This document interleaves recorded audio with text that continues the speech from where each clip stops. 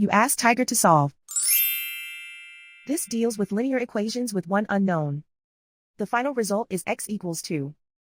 Let's solve it step by step. Simplify the expression. Expand the parentheses.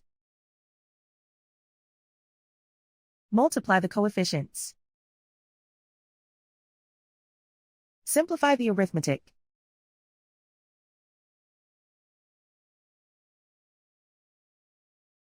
Group all constants on the right side of the equation.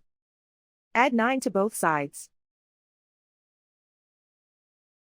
Simplify the arithmetic.